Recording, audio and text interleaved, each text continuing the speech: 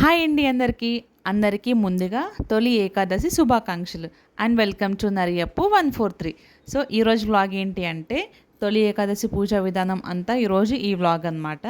So late చేయకుండా ఇంకా వ్లాగ్లోకి అయితే వెళ్ళిపోదాం. ఈరోజు అయితే ముందుగా నేను అన్నీ లేచిన తర్వాత ఇల్లంతా క్లీన్ చేసేసుకొని మంచిగా ముగ్గులన్నీ పెట్టేసుకొని పూజా విధానం అయితే పూర్తి చేసేసుకున్నానండి ఈరోజు. సో విశేషాల సమాహారంగా భావించే ఆషాఢంలో అన్ని పండుగలే కదా. ముఖ్యంగా ఆషాఢంలో శుద్ధ ఏకాదశి నుంచి తెలుగువారి పండుగలు అనేవి మొదలవుతాయి. అందుకే తొలి ఏకాదశితో పండుగలు తీసుకొస్తాయని ఒక సామెత కూడా ఉంది మనకి. అంటే ఇక్కడ నుంచి వరుసగా అన్ని పండుగలే వస్తూనే ఉంటాయి. ఈరోజు ఇంకో స్పెషల్ ఏంటి అంటే ఈరోజు మనం అందరం పేలాల పిండి అయితే తింటాం కదా అండి. సో అదే అన్నమాట ఇది. ఇక్కడ మాకు పేలాల పిండి డైరెక్ట్ పిండి ప్యాకెట్ దొరికింది, విడిగా కూడా దొరికినాయి అనమాట. సో నేను ఏది కావాలంటే అది యూస్ చేసుకోవచ్చు అని చెప్పేసి మా హస్బెండ్ అయితే రెండు తీసుకొచ్చారనమాట. విశేషాల సమాహారంగా భావించే ఆషాఢంలో అన్ని పండుగలే. ముఖ్యంగా మన ఆషాఢంలో శుద్ధ ఏకాదశి నుంచి తెలుగువారి పండుగలన్నీ స్టార్ట్ అవుతాయి కదా అండి. అందుకే తొలి ఏకాదశితో పండుగలను తీసుకొస్తుంది అని చెప్పి మనకు ఒక సామెత కూడా ఉంది. అంటే ఇక్కడ నుంచి అన్ని వరుసగా పండుగలు వస్తూనే ఉంటాయి అన్నమాట. మనకు 1 ఇయర్లో అంటే ఒక ఏడాదిలో మొత్తం 24 ఏకాదశులు వస్తాయి. అందులో ఆషాఢ శుద్ధ ఏకాదశిని మనం తొలి ఏకాదశి అని అంటాం కదా అండి. దీనినే పేలాల పండుగ అని కూడా అంటాము. ఈ రోజు నుంచి శ్రీ మహావిష్ణువు క్షీరసాగరంలో శేషతల్పం మీద శయనిస్తారు. అందుకే దీనిని శయన ఏకాదశి అని కూడా అంటాం మనం. తొలి ఏకాదశి నుంచి దక్షిణాయన పుణ్యకాలం అయితే ప్రారంభమవుతుందండి.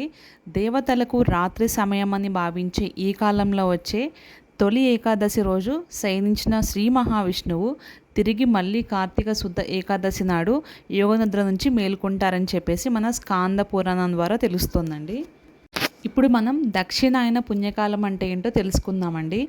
మకర సంక్రాంతి నుంచి 4 నెలల పాటు కొనసాగిన ఉత్తరాయణం పూర్తయి ఇక్కడ నుంచి దక్షిణాయనం ప్రారంభం అవుతుంది. ఇప్పటి వరకు ఉత్తర దిక్కుగా ప్రయాణించిన సూర్యుడు ఈ రోజు నుంచి దక్షిణ దిక్కు వైపుకు ప్రయాణం సాగిస్తారు. ఉత్తరాయణం కంటే దక్షిణాయనంలో పండుగలు పర్వదినాలు ఎక్కువగా వస్తాయి కాబట్టి వాతావరణంలో మార్పులు అధికంగా సంభవిస్తాయి. కాబట్టి ఈ కాలంలో మన ఆరోగ్యాన్ని జాగ్రత్తగా మనం కాపాడుకోవాలి. అందువల్ల ఈ కాలంలో పెద్దలు వ్రతాలు పూజలు ఆచరించాలని నిర్దేశించారు. ఉపవాసాలు పూజలు పేరిట పాటించే నియమాలలో గొప్ప ఆరోగ్య సూత్రాలు కూడా కలిగి ఉన్నాయని చెప్పి మనందరికీ తెలుసండి. ఇంకా తొలి ఏకాదశి రోజున విష్ణుమూర్తిని ఎలా పూజించాలి? ఇంట్లో మన పూజ పూర్తయిన తర్వాత మనకి దగ్గరలో ఉన్న విష్ణు ఆలయాన్ని దర్శనం చేసుకోవాలి. సాయంత్రం వేళ విష్ణు సహస్రనామ పారాయణం చేసుకుంటే చాలా మంచిదండి. రాత్రంతా భగవన్ నామస్మరణ చేస్తూ భారత భాగవత కథలు చదువుకుంటూ జాగారం అయితే చేయాలండి. అనంతరం మరుసటి దినం అంటే ద్వాదశి గడియలు ప్రవేశించగానే వీలైతే ఒక సద్బ్రాహ్మణునికి భోజనం పెట్టి ఉపవాస దీక్ష విరమణ చేయాలన్నమాట. ఇలా చేయడం వల్ల సంపూర్ణ ఏకాదశి వ్రతం చేసిన ఫలం వస్తుంది. విష్ణుమూర్తి అనుగ్రహం కూడా సంపూర్ణంగా అయితే లభిస్తుంది. ఇంకా పేలాల పిండి సంగతికి వస్తే ఇక తొలి ఏకాదశి రోజున మరొక విశేషం ఏమిటి అంటే ఈరోజు మన పేలాల పిండిని తప్పక తినాలని అంటారు. పేలాలు మన పితృదేవతలకు ఎంతో ఇష్టమైనవండి. అందువల్ల ఈరోజు మన పితృదేవతలను గుర్తు చేసుకోవడం మన బాధ్యత. అలాగే ఆరోగ్యపరంగా బయట టెంపరేచర్కి అనుగుణంగా మన శరీరం అనేక మార్పులకు లోనవుతుంది. గ్రీష్మ ఋతువు ముగిసిన తర్వాత వర్ష ఋతువు ప్రారంభమయ్యే ఈ కాలంలో శరీరానికి పేలాల పిండి వేడిని కలగజేస్తుంది. అందువల్ల ఈ రోజున దేవాలయాల్లోనూ ఇళ్ల వద్ద పేలాల పిండిని ప్రసాదంగా ఉంచుతారనమాట. ఇంకా పేలాల పిండి విషయానికి వస్తే వేయించిన పేలాలు బెల్లం నెయ్యి యాలకులు శొంఠి కలిపి రోట్లో దంచి తయారు చేసేదే పేలాల పిండి.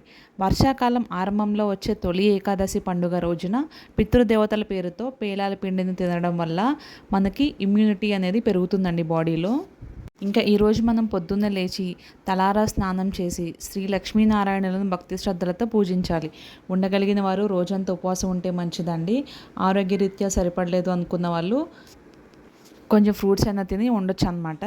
అలాగే మా పూజా మందిరాన్ని శుభ్రం చేసుకుని గంధం కుంకుమలతో కలిపి లక్ష్మీనారాయణ విగ్రహాన్ని అలంకరించుకోవాలి. ఆవు నెయ్యితో దీపారాధన చేసి పసుపు రంగు పువ్వులతో తులసి దళాలతో అక్షింతలతో శ్రీమన్నారాయణను పూజించాలి. ఇంకా నైవేద్యం కింద పులిహోర చక్కెర పొంగలి కొబ్బరికాయ అరటిపండ్లు వంటివి నైవేద్యంగా సమర్పించాలి. సో నేనైతే ఈ విధంగా ఈరోజు తొలి ఏకాదశి పూజ అయితే ఈ విధంగా జరుపుకున్నానండి. మీరందరూ కూడా బాగా జరుపుకున్నారని అనుకుంటున్నాను. సో ఈ వీడియో కనుక మీకైతే నచ్చినట్లయితే ప్లీజ్ లైక్ చేయండి, షేర్ చేయండి అండ్ ఫైనల్గా సబ్స్క్రైబ్ కూడా చేయండి. Thank you so much for watching. మీరు ఇలానే సపోర్ట్ ఇస్తూ ఉండండి. ఇంకా మంచి మంచి వీడియోస్తో ఇంకా మీ ముందుకైతే వస్తాను. సో బాయ్ అండి. See you in the next vlog. ఓం నమో భగవతే వాసుదేవాయ. ఓం నమో నారాయణాయ నమః.